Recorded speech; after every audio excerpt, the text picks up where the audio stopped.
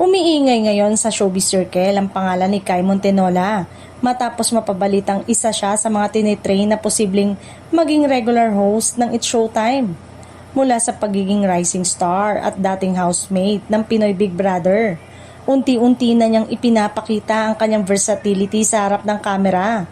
Ayon sa mga insider, nakitaan umano ng potensyal si Kai pagdating sa hosting mula sa kanyang natural na charm, confidence hanggang sa kakayanang makipagsabayan sa live audience.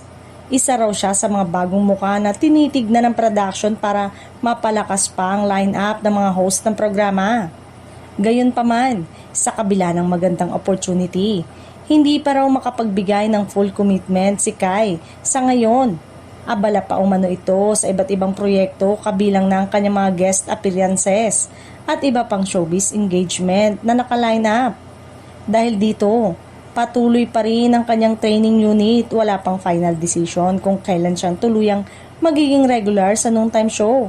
Ayon sa source, nais din umano ng kampo ni Kai na masiguradong maibibigay niya ang 100% focus bago tuluyang sumabak sa hosting gig.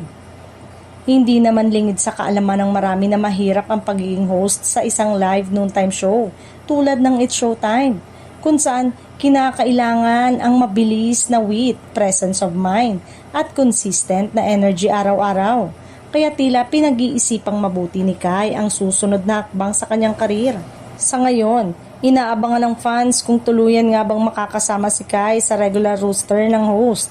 Kung mangyari man ito, siguradong isa na namang panibagong mukhang magbibigay saya at fresh energy sa tanghalian ng madlang people.